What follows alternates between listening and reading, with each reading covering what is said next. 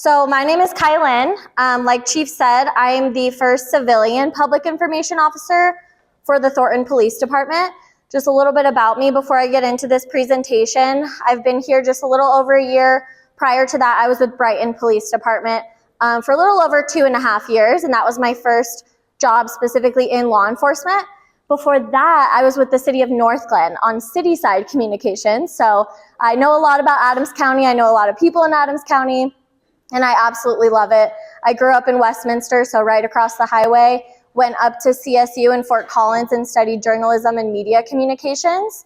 Thought I wanted to do broadcast journalism, realized very quickly that that was kind of a cutthroat industry, so I said maybe not. And then I got started in PR and marketing, and that was before I made my way into government.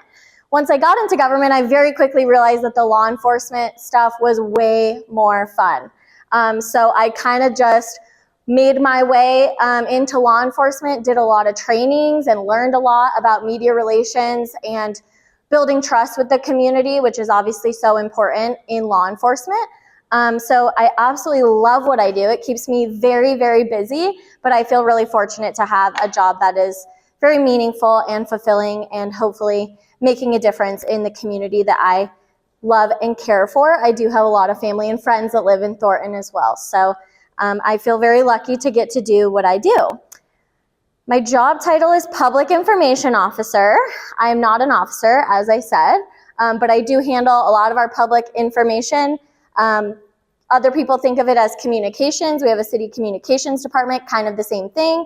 In law enforcement, we also talk about communications when we talk about dispatch. So those kind of words get thrown around, but public communications, public information is really my role here.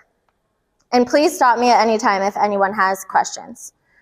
So throughout this presentation, really the purpose is for you all to kind of build an understanding of how the police share information with the public, and for me to explain what my role is, and then we can really talk honestly about transparency, public safety, accuracy, all the kind of things that play into those decisions to what information is shared, when it's shared, and how it's shared.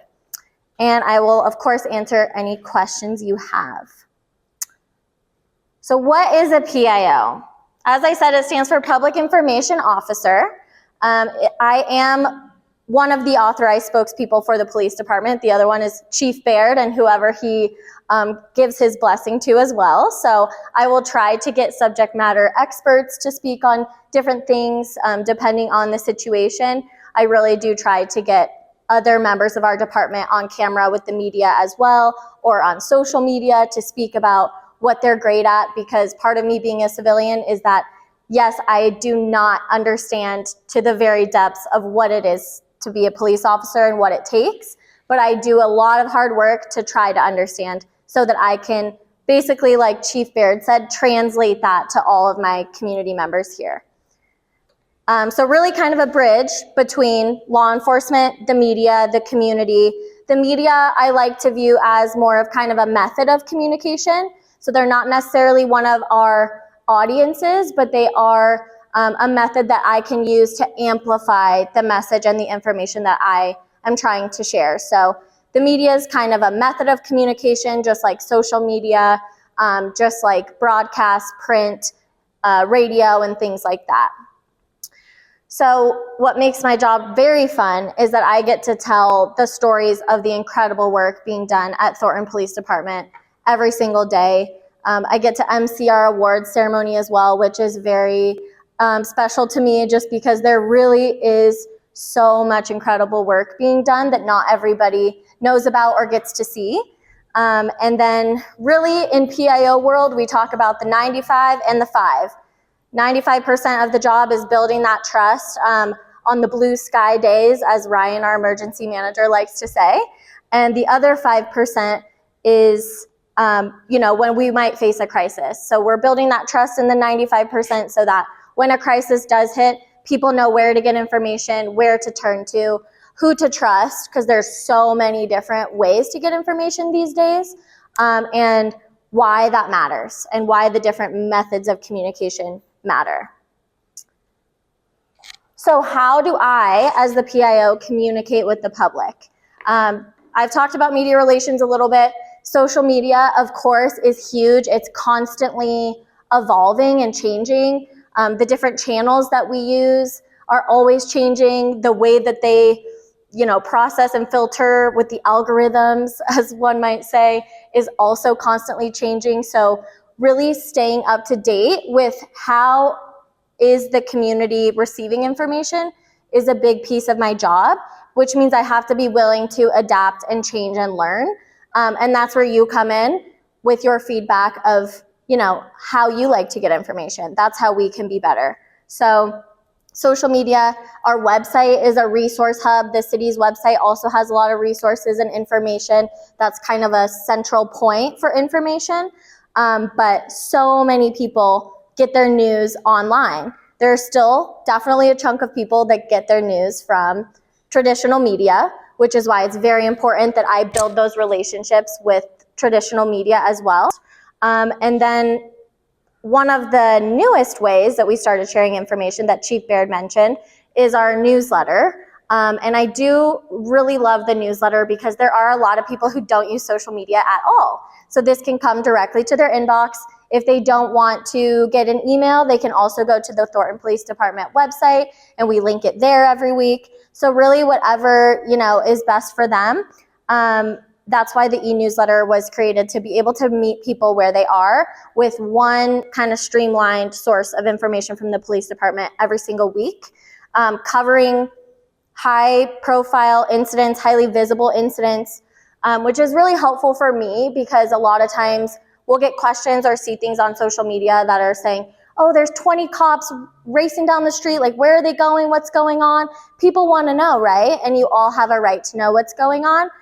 So instead of posting kind of lower level incidents on social media, one by one, we can consolidate into that e-newsletter to where if you saw police activity, if it was significant enough, it'll be in the e-newsletter in that first section that's called In the Field. And if it's not significant enough or you don't see it, but you saw something big going on, you can always email me at the PIO email address, which actually, if you reply to the e-newsletter, that's where it goes. It comes to me as well. So I've even had community members respond and ask very specific questions or wanting follow-up on something they saw. And I'll always do my best to respond and share information that I can share. Sometimes I can't share everything, but I can certainly confirm, yes, we responded to this type of call for service, things like that. So the e-newsletter is a really great tool, and you all helping me encourage people to sign up is also very wonderful. So helping me spread the word, I appreciate. The numbers are in there, call for service numbers, arrest numbers, employee highlights, which is really fun because, like I said, there's really great people doing really great work here. And we take that information in the e-newsletter and try to share that on social media as well, so that it's really kind of streamlined across all of our platforms. So when it comes to traditional media, we will do on-camera interviews. If there is a highly significant incident, I will do on-scene briefings as well. So that was the last picture that you saw when we had the shooting at 96 in Huron. So I'll respond out to scenes too. And that's the best way for me to get the most accurate, up-to-date information so that I can share it with all of you through social media. And these days, the media, traditional media, knows where to get information from law enforcement and first responders is social media. So, for example, we will post on X most frequently with ongoing incidents. And that's because we do have a large following on X, over 23,000 people. Obviously, that's not as many as I'd like. I'd like 150,000 because that's how many people are in the city of Thornton. But I know that the major media outlets follow us on X. And the people who don't have social media probably get their information from major media outlets, TV news, radio, print, things like that. Print obviously is slower, but I know that that's how I'm able to amplify our message as well. And they're listening there and they're helping me do that. And if it is a matter of public safety, we will try to do media briefings on scene just to right there, meet the media where they are and say, this is what's going on. Here's what we need you to do as our community. Here's what we're doing about it. And here's what to expect next. So that's really important too, to just make sure we're sharing that information in a timely way. Obviously, we have emergency alerts as well. I know that's been a big topic of conversation lately, and we're transitioning to new rave alerts. And there will be lots of information coming very soon about how we can make sure that people are signed up for those, which is run through dispatch. And for my piece of that, what I'm always going to do is confirm whether that has been sent out and make sure my messaging on social media and to the media is in alignment with those alerts so that everyone is getting the same page. So if that's me calling dispatch in the middle of the night and saying, you know, we used to have code red, so I would call them and say, did you send a code red? What did it say and who did you send it to? So that I can make sure that messaging is consistent. We're not telling people to do two different things. We're getting them that critical public safety information, and that the media knows that as well so that they can share that as well. The newsroom on our website. So that has the weekly briefings, like I mentioned. It also has our critical incident videos for things like officer-involved shootings. And then it has all of our news releases. So official news releases that you'll see on social media. Those are also in the newsletter. You'll see those on our website under the newsroom too. Yeah, the city also has a print newsletter. So again, lots of people don't want to be digital. I love that for them. I wish I could not be digital sometimes. But the city's communications team sends every 2 months a print newsletter to every household in the city, which I believe is about 56,000 households. And so on my end, I'll make sure there's up-to-date police content in that City Voice newsletter, whatever's going on within those couple of months, upcoming events, how to get information. For the last one, I think it had how to subscribe to the e-newsletter. So lots of city information in that print newsletter as well. And tons of other print materials. Our CLOs have flyers and things like that that we'll put at the different city buildings. Like for Blue Envelope, you'll probably see that flyer all around. So really trying to get all those touch points when it comes to communicating with as many people as we can.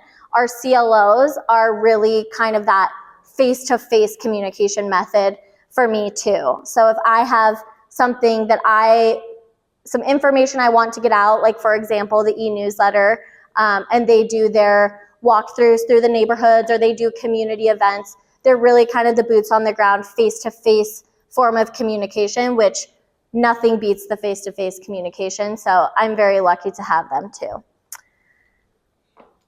And there's a QR code for our website and the e-newsletter. If you want to sign up, I could go back to that at the end. What types of information do we share? So these are some screenshots of recent posts, but really it varies widely. We obviously share safety and crime prevention tips, and we do major incidents and ongoing investigations as well. So like I mentioned, X is kind of always going to be first, and Nextdoor to get that to the hyper-local audience on Nextdoor and to the traditional media through X. But then we'll start pushing out that information through other platforms as well if there's an active ongoing incident. And if we're seeing any type of crime trends, we'll see the vehicle break-ins every now and then, making sure that we're sharing those safety crime prevention tips, that people know that this does happen here. Yes, you can do your part to protect your property, lock your cars, things like that. It is really our duty to educate our community members about the crime that we're seeing so that you all are informed and educated to keep yourselves safe too. So that's why it's so important for us to share that information. Traffic alerts, if there's a major crash. Like the other day we had kind of I think it was a water main break by the high school, so the road was closed for a short period of time. Those are if they're significant, or depending on time of day. If it's middle of the night and there's a major crash, you might not always see information just because it's not going to impact or affect as many people with their daily operations. So there are a lot of factors that play into what gets shared when and how. information on high interest topics and related policies. A good example of that is our immigration information has been shared, our policies on that through social media as well and on our website. And then moments of excellence, of course, the good stuff. You know, always wish I could shout from the rooftops all the great stuff going on, but we wouldn't be doing our jobs if we didn't also share with you the very real realities of the things our officers are responding to as well. So I know I talked about all the different things that go into kind of how we decide what information to share, and this is a little bit more in depth about that. I just wanted to talk about kind of how that messaging is crafted, because it really is a craft. I know not a lot of people might not think of it that way, but there's so much that goes into sharing information, which is why it's my whole job. So there's kind of two sides to this. We have, you know, ongoing community issue or public awareness campaign where we've noticed that something is important to our community members. We want to make sure we are thoughtfully and intentionally educating and sharing information about that. And those are usually identified, like I said, through community concerns, community feedback, data that we're gathering, and then really kind of convening within the police department with our officers, our subject matter experts, city partners, city attorneys, to make sure that we have all the information necessary to educate our community on those topics, and looking at our policies, how we enforce these different types of things, and how we can best, like Chief Baird said, kind of translate that to make it make sense for all of you. And then that really focuses on kind of the ongoing education, clarifying what our role is, how we enforce different types of things, and having that consistency too, so it's not confusing. And we really utilize multiple channels. So the Blue Envelope program is a good example. That's why you'll see print flyers, you'll see it on our website, you'll see it on the city's website, in the City Voice, trying to reach as many people as we can. Now, a breaking incident or a highly visible, active, ongoing incident is definitely different. We don't have a lot of time to figure out, oh, what's the best way to say this? So we have to be very direct. We have to be very, use very simple language, especially because it's a matter of public safety, right? So public safety is always the number one priority.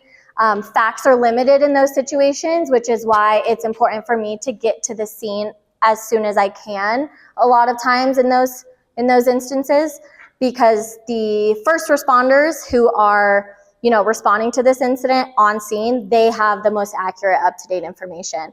So sometimes I'm not even going out there to speak to the media or to take pictures or post things like that, but I'm getting there to get the most accurate information instead of trying to call a sergeant on scene or a commander, things like that.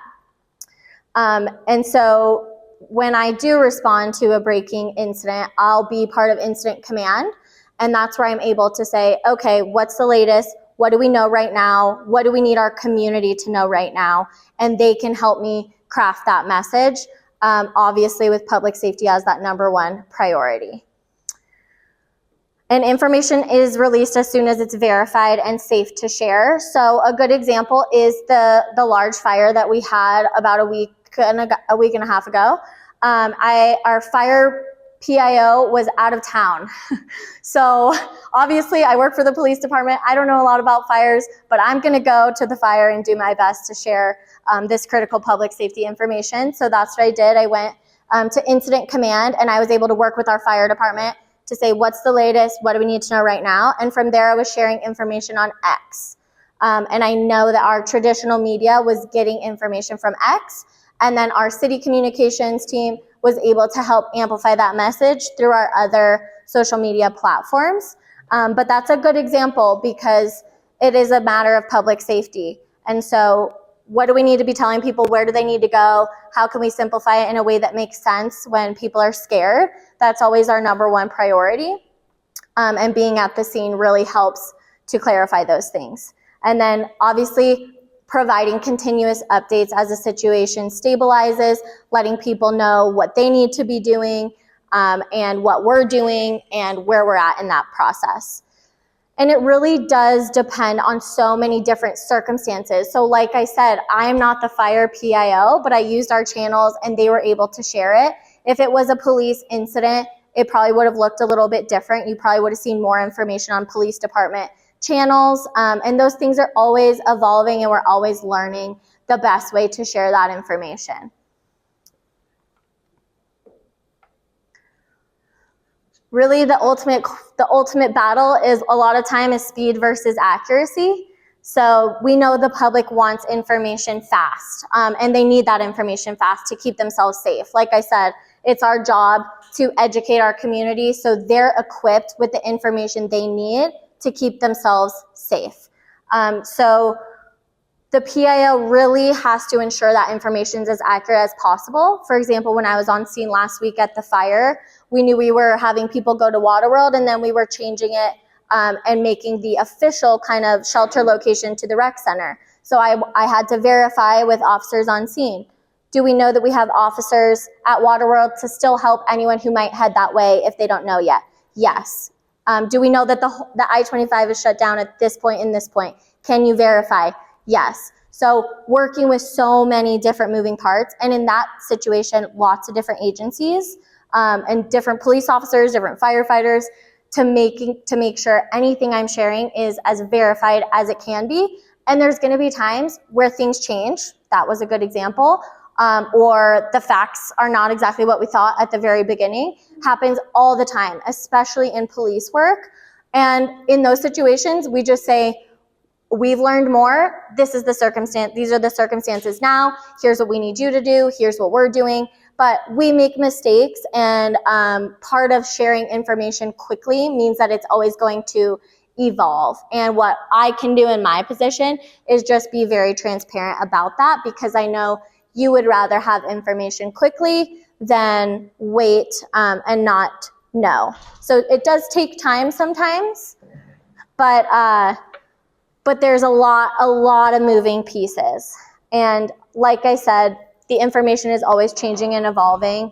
Accuracy is very important, and so is public safety, investigative integrity, and victims. Those things matter a lot. So those are all the things that I'm taking into consideration when I'm thinking about what information I'm going to share.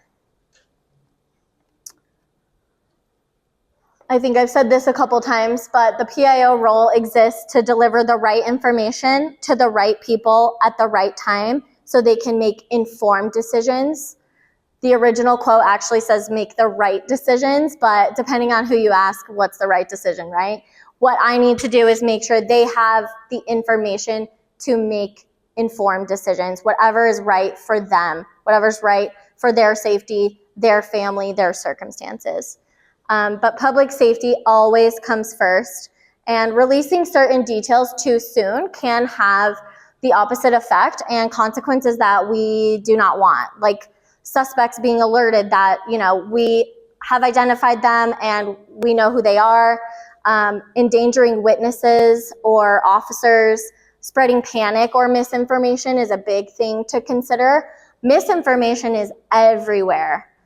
So that's another piece of my job, especially with social media, constantly monitoring and making sure that I can, to the best of my ability, kind of correct or guide, to the facts. And a big piece of that is building trust, because the community needs to trust us to know that we're the best source of information. So it is an ongoing effort. Another example of something that really was a matter of public safety and probably didn't have much time to wait was when there was a social media post going viral that I think it was like at Walmart, if there's a zip tie on your door handle, people are kidnapping people out there. And a lot of people were really scared. And we saw that going viral on Facebook, and we knew we had to do something about it, because we fact-checked everything of what was said, because they said they contacted police and that the police informed them that this was true, and that was not the case. So that one, definitely, we had to get ahead of it. We had to put out on social media kind of a fact check, which we will do if something kind of spirals and is really scaring people, and we need to give them that reassurance. And that's what we did in that case. So we were very specific about, we are aware that there is information on social media that this is happening. We want you to know, the Thornton Police Department wants you to know, this is not true, this is not going on, but we understand it's scary, and we had to kind of squash that immediately. So that's an option too. But when there's a major incident like the fire, the little details with any incident really are all over the place until we can, as the trusted source, share information. And sometimes that takes a little bit of time. It was pretty scary living across the street. Oh, I'm sure. Yeah. You don't know whether to run and hide or what to do. Right. Because the information was just back and forth and back and forth. And social media doesn't help, right? Sometimes, I mean, it can, but sometimes it doesn't because of different rumors and things, which is why it's so important for us to build that trust over time, and for you all to know where to get accurate information. Because we want you to be able to know where to find all the information we're putting so that you can feel good about the information that you're getting. So PIO stands for Public Information Officer. Yes, ma'am. Yes. So make sure I have that right. And a few things also that we have to consider when it comes to timing: victim safety and family notifications. So making sure if someone's involved in an incident that their family has been notified before it's all over the news or social media, if we can. Sometimes that's not an option, but if we can, we absolutely want to do that. If the incident involves an officer, we absolutely want to make sure that that officer's family is aware that they've been involved in an incident before we release too much information. That's a huge priority. Otherwise, all of our families at the Thornton Police Department are scared and confused as well. And coordinating with investigators. I work directly with detectives all the time on ongoing cases about what they're comfortable with me sharing. Even sometimes for the weekly briefing, I'll send them just the couple paragraphs that I'm going to put in there to make sure none of that is going to compromise their investigation. And there's times where they're like, hey, I don't want to say anything about this right now. I'm working it. I feel good about what I have, and that would, harm my investigation in some way. They have final say every single time. And partner agencies. So we obviously work with a lot of other law enforcement agencies. I want to make sure if we have any kind of joint efforts going on, if I can, that we're collaborating, we're tagging each other. They know if we're going to speak on their behalf. We know if they're going to speak on our behalf, things like that. And internal communications is huge too. So I'll email city council, city manager's office if we have something that I'm going to be posting about on social media. And I also share internally with our whole police department, our news releases, everything that goes out to the public. I make sure that everyone who works in the police department is also aware, because they are in contact with community members every single day on the streets, at records. So we all need to be aware of the information that's out there. Working with the media has obviously changed with social media being a thing now. We can tell our own story directly to our community members, which is wonderful. But we still need traditional media because so many people still get their information from traditional media. So it's really important for me to build those relationships. They call me all the time and they know my name. I know their name. They text me, they email me, and they have a job to do, which is also keep communities informed and tell their stories, And I have a job to do, which is keep my community informed. And hopefully most of the time we're on the same page. Yeah. But I have to provide them with information too. So a lot of times if I'm on a scene, I'll be emailing them, letting them know if we're going to have media staging. Like I did for the shooting at 96 in Huron, I shared that on X. And I said, media staging is going to be right here. And then I was able to go greet them there at the scene and let them know, hey, in about 10 minutes, we can do a quick on-camera briefing. I can tell you what I know right now. And really just keeping those lines of communication open helps to build those relationships. So whether that's on-scene interviews, I send them all of our news releases through a media distribution list, which, as I mentioned, has broadcast, print, radio, and they text me, they call me, and just that ongoing relationship building. I'm also part of a group of state PIOs in Colorado, and we frequently meet with members of the media. We just had one last month. So all the PIOs from the different agencies can get together and meet with media representatives from the Denver area too, which is really nice because that's like one of the only times we get to be in person. Social media, like I said, is a lot faster. It's more direct with our residents, but getting people to follow is another thing. So anything you all can do to help me encourage people to follow Thornton Police Department on social media is always helpful. But again, for those that don't use social media, that's totally fine. That's why the e-newsletter, another reason why that was introduced, encourage them to sign up for that.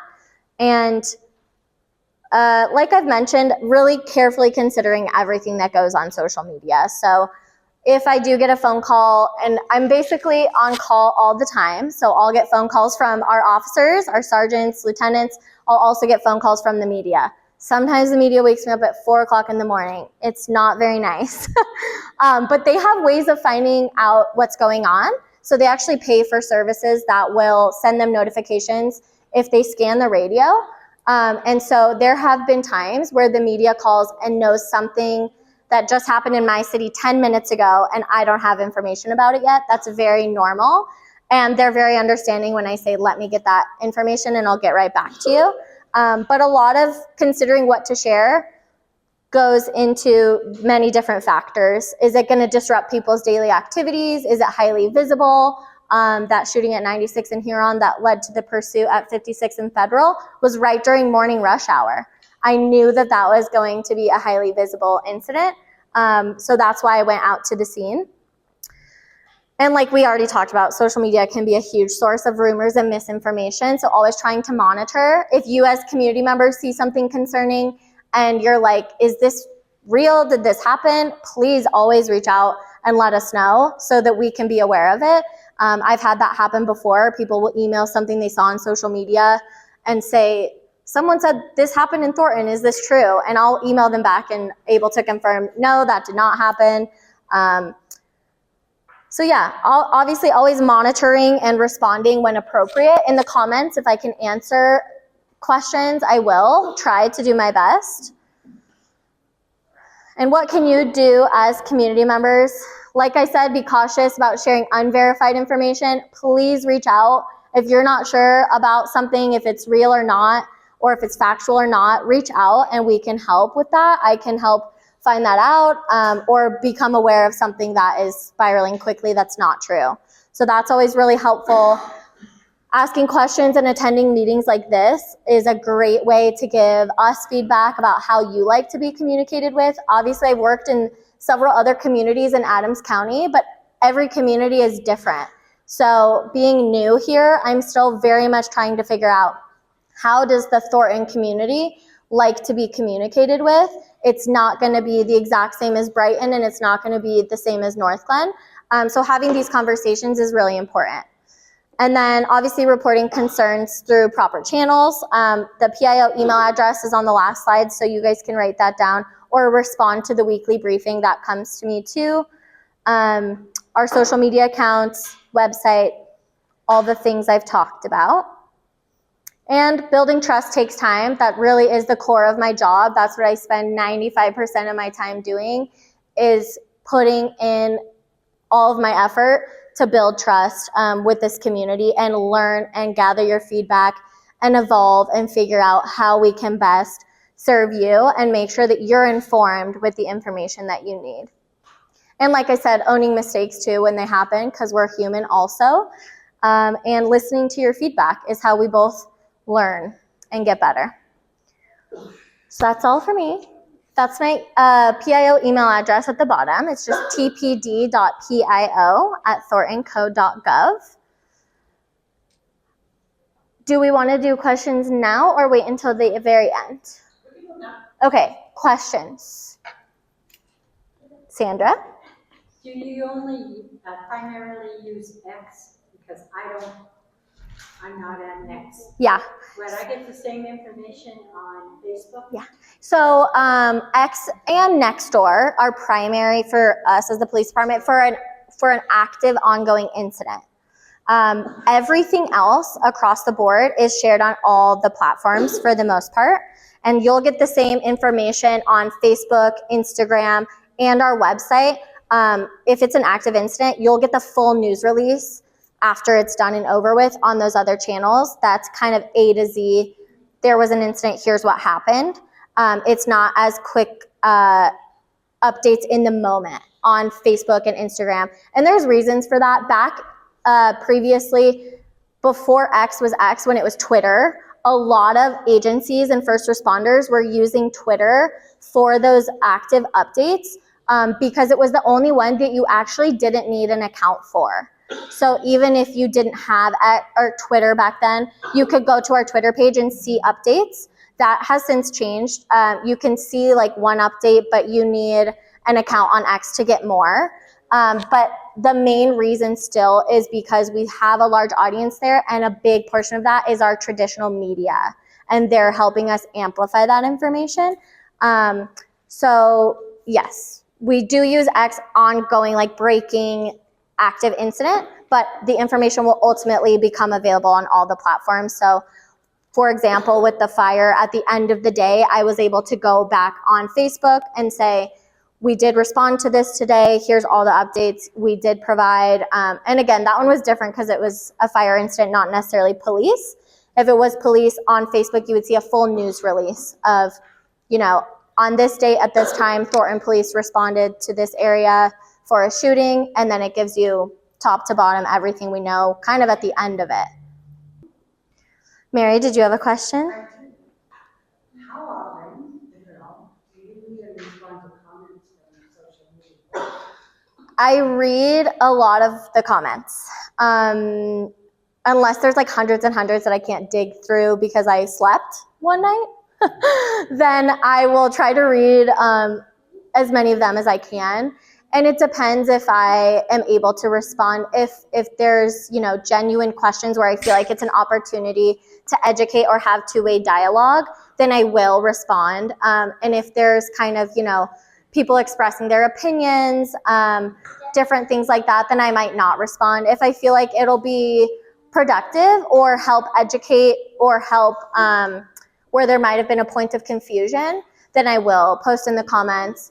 So yeah, it kind of, once again, just depends, but always keeping an eye on the conversations is another piece of my job. So did you have a question?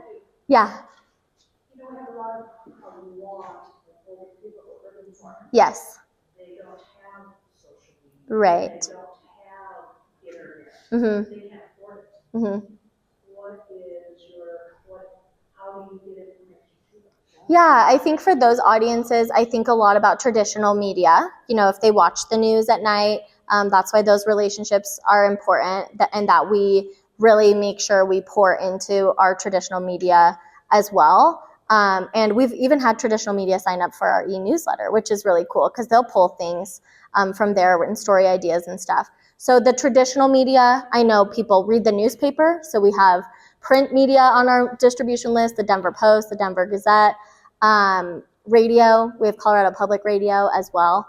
And then I think the print, the city's print newsletter that goes to every household is also a good way to get information out, although that is not as like fast moving, So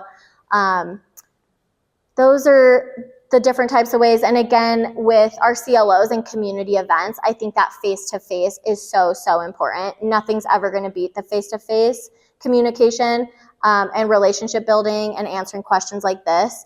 But again, some of them might not be able to leave their homes. So making sure we could potentially put these online, reach as many people as we can and things like that, but also always open to ideas.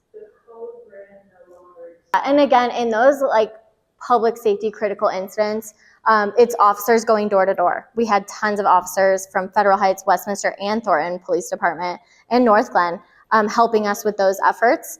And then as well as, yes, we're not with Code Red anymore, but we're transitioning to Rave Alerts, which we actually just presented to City Council on Tuesday. So that City Council meeting is available on the city's YouTube channel too, if you want to get more of the in-depth details about that process, which will be being made public very soon. They'll be promoting a lot of information about that and how to sign up and make sure everything's correct so you do get those critical public safety alerts. And that is, once again, through our dispatchers. Our dispatchers do an incredible job. They have the most information. They send it out. They send out those alerts directly at the request of our sergeants and our lieutenants and our officers on the scene who know what's going on. And dispatchers can get that message out, and then I will make sure I touch base with dispatch to know who received a message, what did it say, what are we telling them to do, so that anything on social media and traditional media and all those other outlets is in line with the information those people who are directly impacted are receiving. Because the last thing we want to do is confuse people. So that's really important too. And I will call dispatch in the middle of the night and say, did you send a code red? What did it say? To make sure. And a lot of times on social media or X, I'll post people in the affected area have received a message saying XYZ. And that's so our traditional media can help share that information too. So very, very valid concerns, 100%. And I think that public safety, immediate public safety alerts really works through dispatch, but it's my job to educate people too on how do you sign up? How do you make sure that you're going to get those alerts? And our CLOs being out in the community, helping people get signed up, helping people understand how those work. And that's not just the police department, that's the fire department, that's city staff as well at all of our community events. So that in-person touch point is really important. So my name is Laura Border, and I'm a clinical director at Community Reach Center. I am the stand-in for Mike Marcico, who is our COO, is actually going to be here tonight, but lucky for you, I'm better looking than him. So as you can see, we are the behavioral health system for Adams County. Amanda Jones is our CEO, and Mike Marcico is our COO.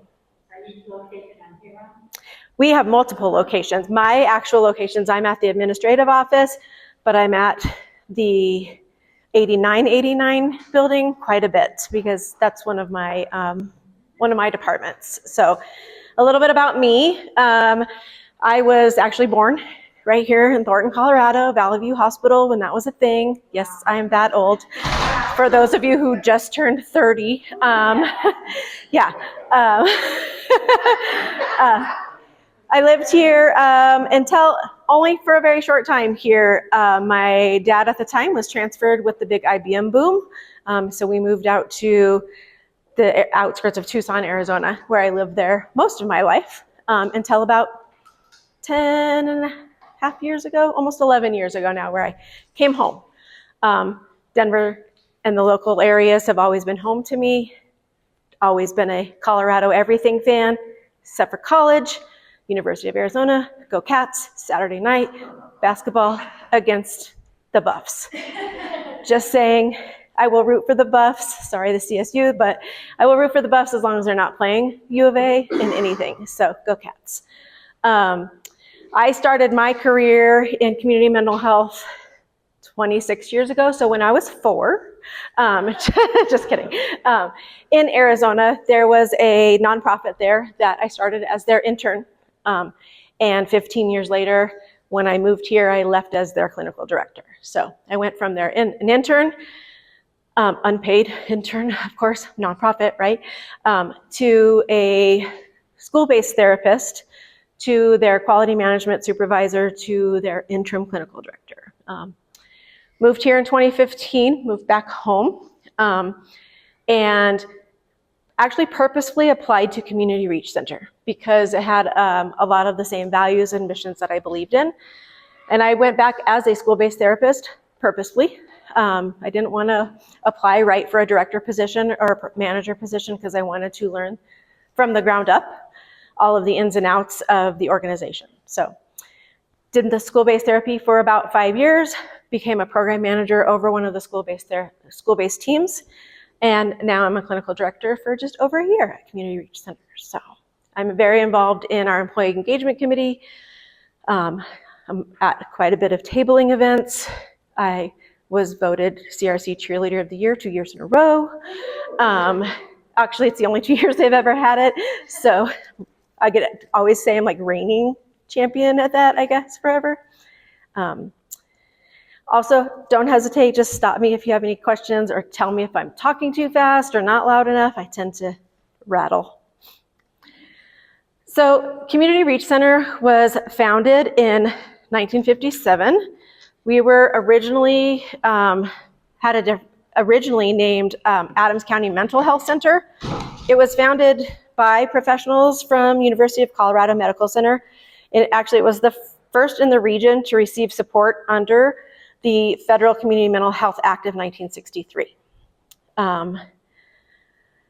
So we have been providing services for over 65 years here in Adams County.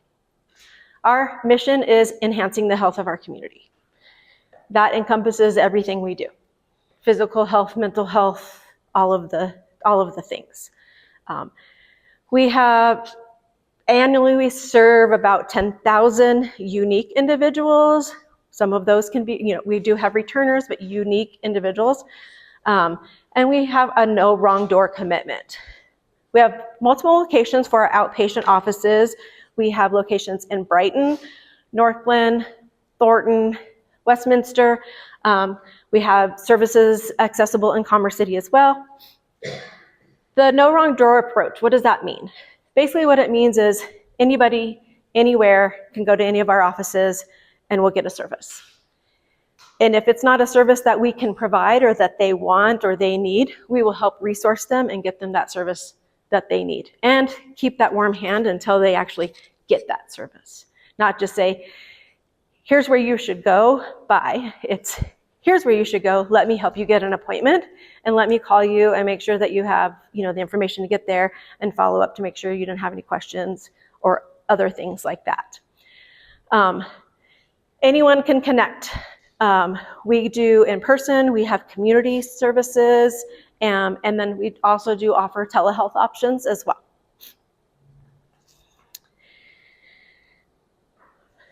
Community Reach Center, basically we have 4 guiding principles that impact our daily practices, all of our decisions and everything we do. Those are our consumer-centered, employee-committed, partner-oriented, and fiscally responsible.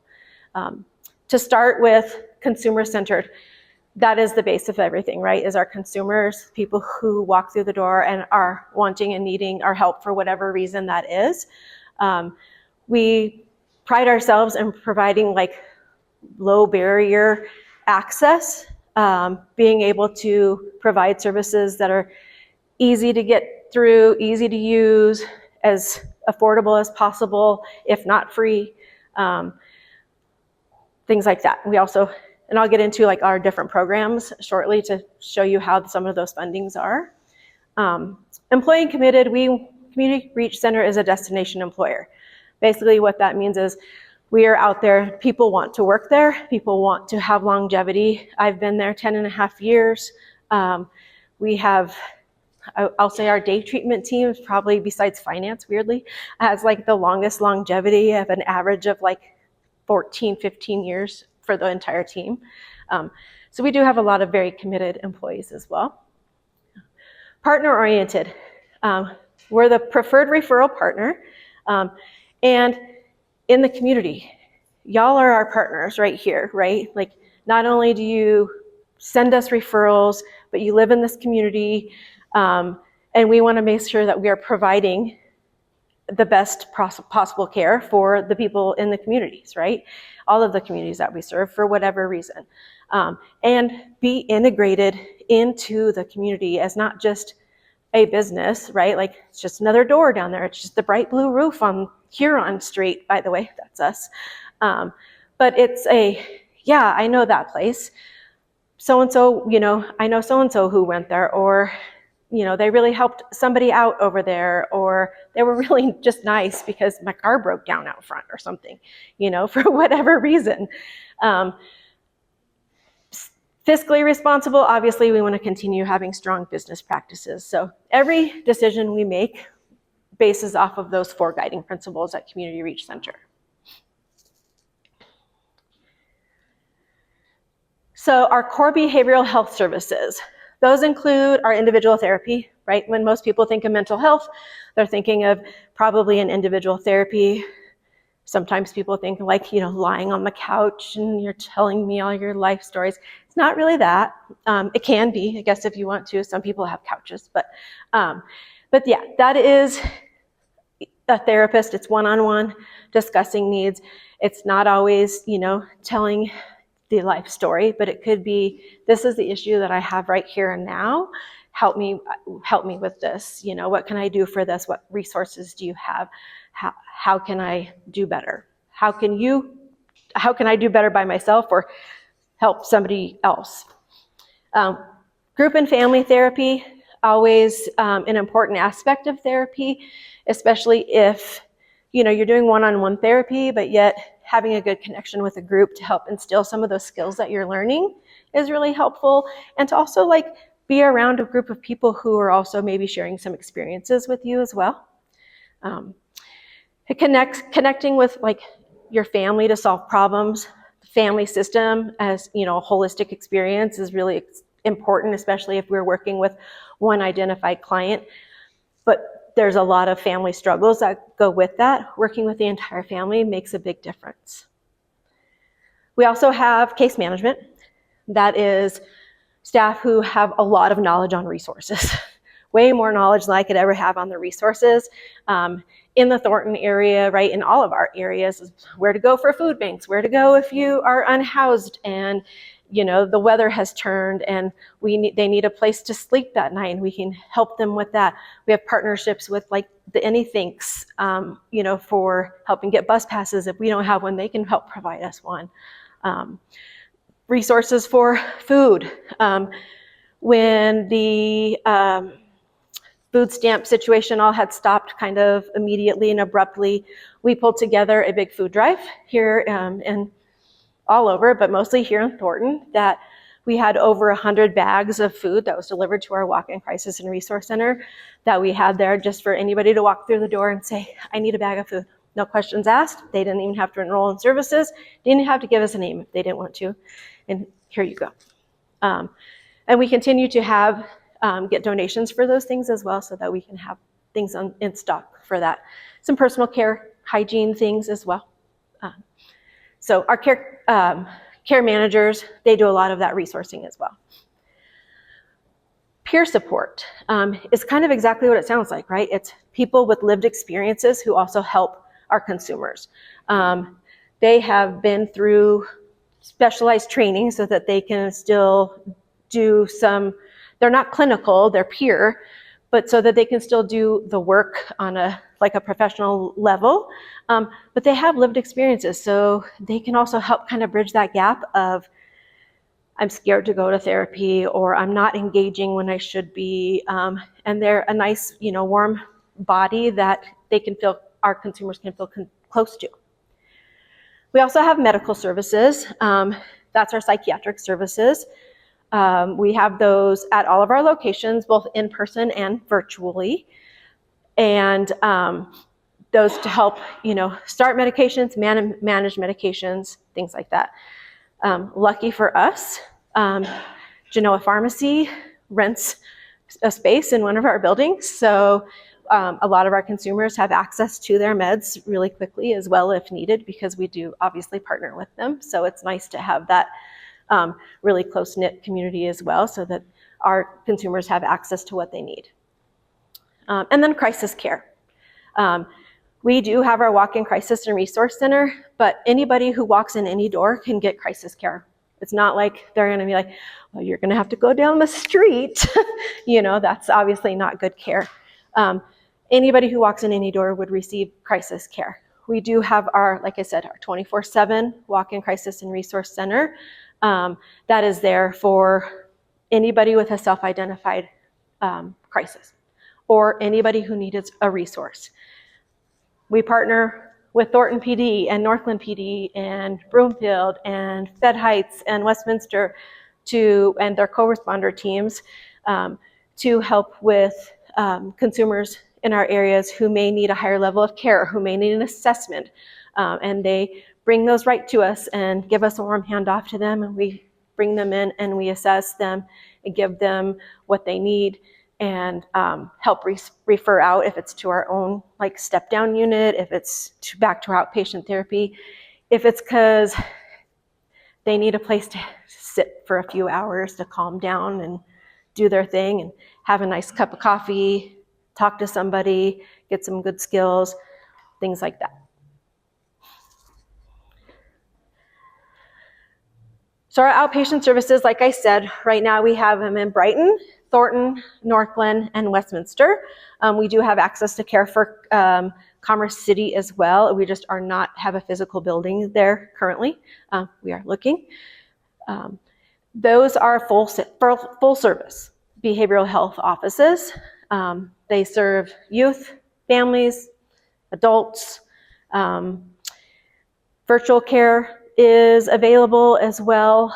And then each location provides its own, they each have their own certain days for new consumer walk-in days. So anybody could walk in that morning and say, I'm here, I'd like to get some services, and they will absolutely get a service that day. Again, back to our crisis center here. If somebody walked into there and said, I'm not in crisis, but I need help getting, into therapy, they will do that as well. Again, that's the whole no wrong door policy that we have, because we want to make sure that we make it as easy as possible for people to access the care that they need. Yeah. How many people would you say use the 24-hour Our walk-in? location? Yeah. A lot. How much is a lot? No, I was just saying our walk-in is what I said. Oh, Yeah. So we have been open since October 6th. So we are at 5 months. And I can say, I don't know the exact numbers. What I can say is the word is getting out there. And we are increasing services all of the time. We do have, some return consumers that come in because maybe they missed their individual appointment because something happened, and they come in to make sure that they can talk to somebody and get that next appointment scheduled because their phone got shut off, right? And it's 10 o'clock, and that's the only time that they could get somewhere. And no, traditional outpatient offices are open till 5, 6, so they can go there and say, I missed my appointment, can you help me schedule, right? We have gotten busier. There are days where there's crickets and there's nothing going on, right? And then there's days where there's 4 people in there all at one time. It is, like I said, it's manned 24/7 with our crisis navigators, and always has access to a licensed professional. If there's not one exactly on site, there's one always at their phone call away. We do also have, if needed, our on-call providers and nurses as well. So to be honest with you, we are increasing, and it could be anywhere from 1 person a day to 25 people a day, for whatever reason. And some of those, out of those 25 people, they could be just like, can I have a cup of coffee? So And a lot of people that come during the evening? I would say our, overnights is, you would think it's a 24/7 crisis center, right? It is available at that time.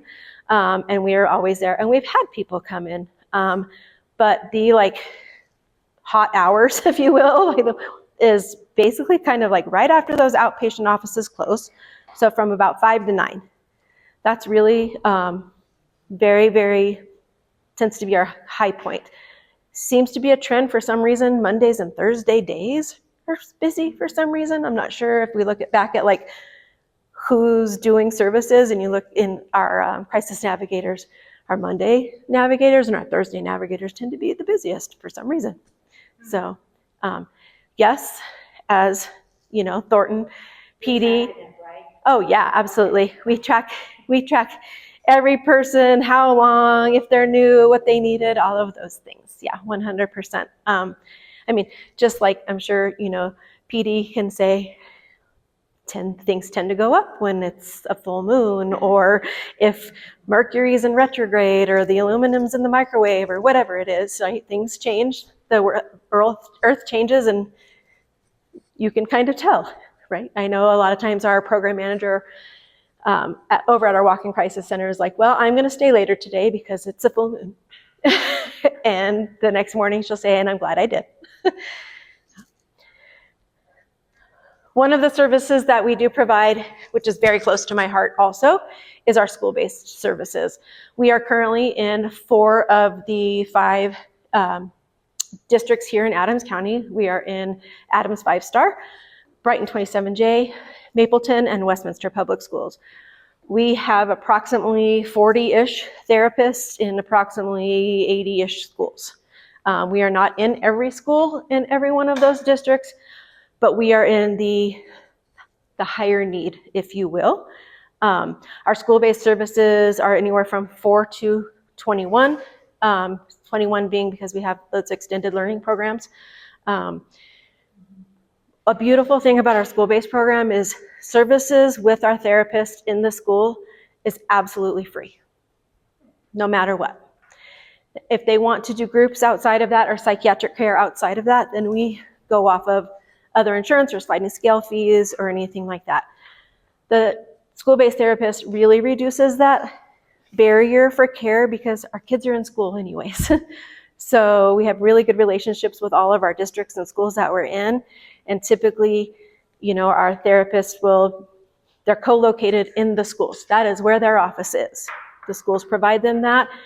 They know, the kids that are in school know exactly where their therapist office is and what days they're there and how to access it. And it's really nice because, you can have 10 kids at this one school and knock, knock, I'm here to pick up so-and-so, take them back, you do your session, sometimes play a little basketball if you need to, whatever you need to do, take them right back to class. And it's right then and there. Parents don't have to leave work to do that. They do have to sign them up for our kiddos who are young. So they do, we do require that. But after that, with our every 6 months assessment and things like that, we try to make it as accessible, especially for our families, as possible, because we have working families, right? And they need to be at work, and they can't just take 3 hours off every week to come do paperwork. Not that it's every week, but you know what I mean? Sometimes it feels that way when you have to do signing your kiddo up for therapy, or the dentist, or the pediatrician, or all of the normal things too. So really our school-based therapists do a really good job accessing those kiddos who need help and also wrapping up their families for that as well. So that is our school-based services. We also have community-based programs. School-based services obviously is one of those community-based programs. Our ACT program is working alongside those who have our highest needs. Helps to obtain and sustain the mental health stability that they need, and substance misuse recovery. It's typically our ACT consumers have co-occurring diagnosis, right, of a mental health diagnosis and possibly a substance use disorder. They have probably the most services when you walk through the door. That is the model. They are getting therapy, they are getting case management, they are getting meds, they are getting multiple touch points a week. Our Ascent program, which supports our individuals who are experiencing their first episode of psychosis. Typically those we do from ages 15 to 29, because most of the time your episode of psychosis doesn't happen before that. And typically after 29 or 30, if you've had an episode by now, you may have had multiple or more than one, so there would be a different type of service that you would need. So our Ascent program is also one of our community-based and high wraparound as well. It's one of those fidelity models that comes in, and when you're signed up for this group of things, right? You get the whole gamut of therapy because that's what's needed. Our Aware Center is our kind of like peer-run drop-in center. That place is just there to help promote connection, to help promote recovery, to be just a staple in the community for somebody to go just because, right? They serve a hot lunch every day to anybody who walks through the door. You know, we're probably going to ask their name and information so that we can keep track of things, and so we can also reach out if there's services needed or if they want us to reach out. We have some flyers in the back for our Aware Center and for Community Reach Center as well. But our Aware Center we have a lot of consumers who love the Aware Center, and they're there quite frequently. There's some a lot of trash talk about who's best on the pool table over there, things like that. So we provide a lot of different services, some outings. We are also on social media all over the place. So and I can talk about that at the end, but if you see or follow us on social media, you'll get to see some of the outings Aware Center will do. They have an Adopt a Street over here that they clean up and all of the time, and our consumers love to get out and do that as well. So our JAR program, Justice, Accountability, and Recovery, is our comprehensive health services for the justice-involved individuals. Those are usually referred to us by courts, and they have their own fidelity model of the things that they get. Our outpatient care, obviously, we have people who typically our therapy is in office, right? But we can do virtual things like that. If somebody is in need of therapy, but they can't come to the office and they can't do telehealth, usually our peers or our case managers can a lot of times meet them where they are, help get access. Yeah, school-based we touched on. We have voc rehab, so anybody who is interested in seeking employment to help reach their goals, once they have an intake through Community Reach Center, we can hook them up with our voc rehab program, and they will help them write resumes, call places, do job boards, talk to employers, make sure that they're staying with their job and how things are going, have good connections with a lot of places to wrap around our consumers to help keep them employed, but also work with a lot of the employers to know that they also need some therapy and all of the other things too. So we have a lot of great employers that we work with that are very amenable to our therapy services as well.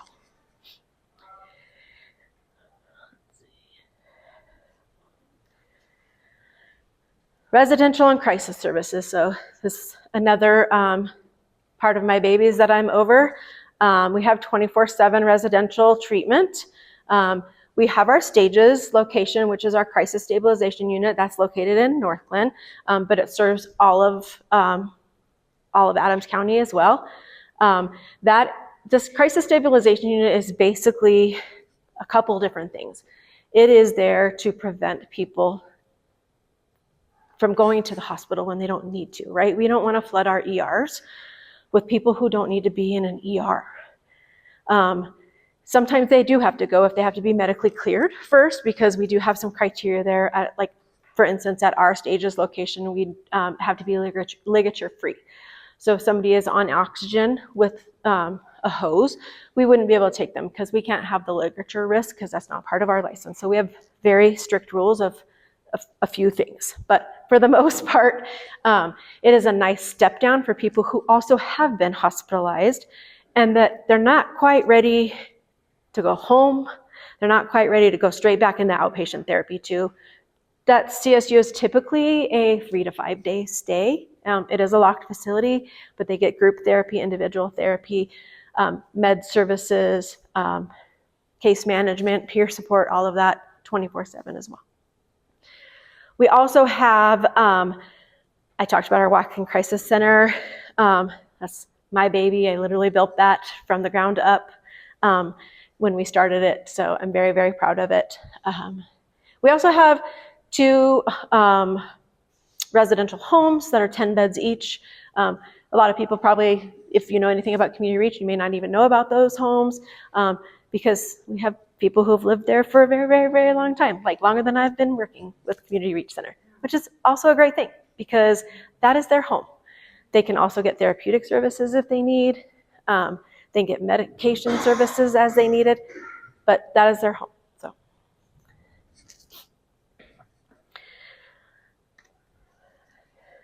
So within our community impact, we do like person-centered, evidence-based, those kind of treatments, right? We have, our really goal is to improve stabilization, reduce hospitalization, and also strengthen family systems. That is a lot in like one little sentence, right? Because improving stabilization could mean anything from your 6-year-old does not know how to be friends and they need more coping skills and relationship skills, to we have somebody who, is unhoused, who has been in and out of the hospitals multiple times, and they need a stable place and some stable wraparound services to help them in their life to continue to grow and be healthy. Obviously, we want to reduce hospitalization for lots of reasons. Nobody wants to go to the hospital. Our licensed professionals, as myself, are able to put people on, what they call a 72-hour hold, right, for suicidal ideation, homicidal ideation, or grave disability.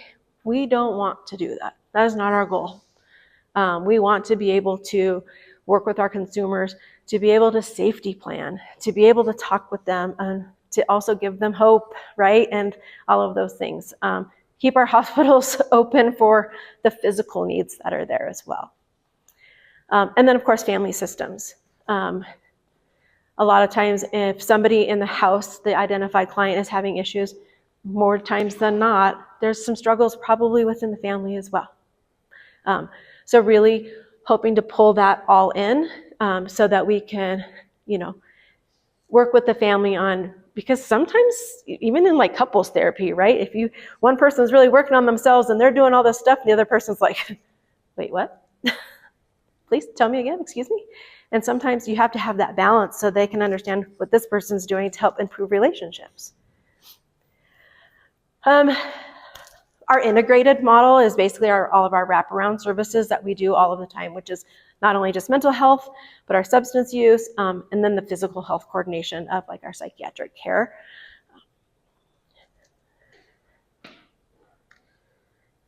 Okay, so basically with our strategic health initiatives, like our vision is to have a healthy Adams County, right? Mentally, physically, and our job is more on the mental health side, but to be a part of all of that, to have people in a community that's free of suicide and overdose, where people have hope and a sense of purpose in their lives, and just feel good, right? And want to be part of their community. I will say, it's funny because we do literally have 2 buildings next to each other on Huron. If you've ever seen them, again, the bright blue roof, that is where our walk-in crisis and resource center is, in the garden level. And our building next door, which is the nice, prettier, newer building, is where our outpatient services are. But that little area is also just like, it's a community, right? We also have our empowerment center that's around the corner, which is our residential child care facility currently. Those are our kiddos who are referred to us by Adams County. But I will say, speaking of the fires, right? Those came up, and we have a Aware Center, those 2 buildings, and our empowerment center over there, right there in the middle of that, and constant communication with Thornton PD, all of the things, so we can be right on top of it to, if we had to evacuate. Not just our community, right? We have people in Aware, but if we could have helped in any way, evacuate other people, we were basically kind of on call for that if needed. And yeah, it was kind of scary because, our staff's like, what's going on? Do we need to go anywhere? And it's, as we got our wonderful information from Thornton, then we could pass that along to our staff. When that happened, and roads were closed, word was going out of, if you need to access Walk-in Crisis and Resource Center, this is how you access us now. Don't go this way, go this way, so that people still had access to the services they need.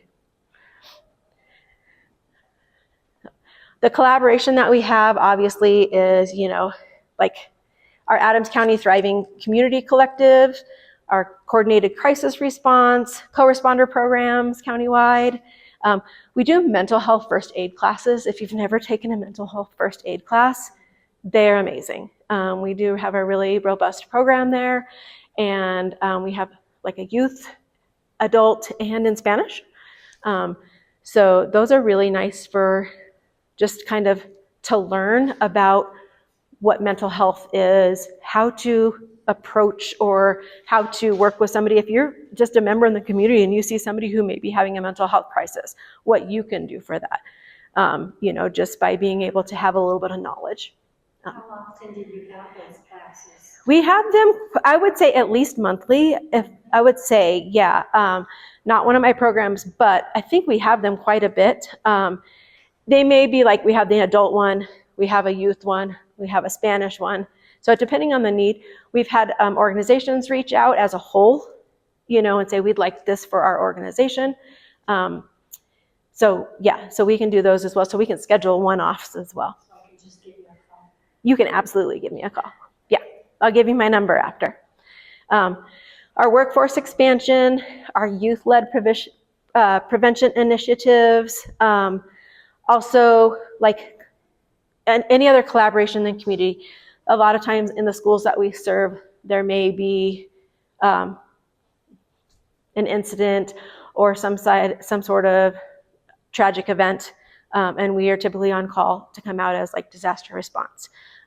Even if it's not a school that we serve, it doesn't matter. It's our community, right? We live also, not only do we serve people in this community, we have staff who live in this community as well. So they want to also make sure that they, have a community that they can be proud of too, and same with their neighbors.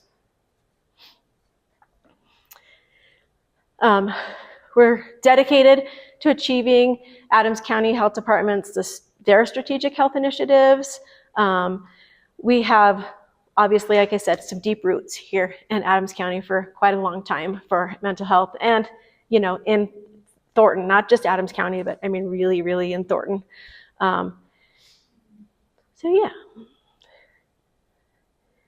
I would be not doing a just service for our marketing department if I didn't plug all of the places that you could find us on social media. So we are on basically all the platforms. And that is our main number there. And our website. Again, we have flyers back there. I'm on the flyer.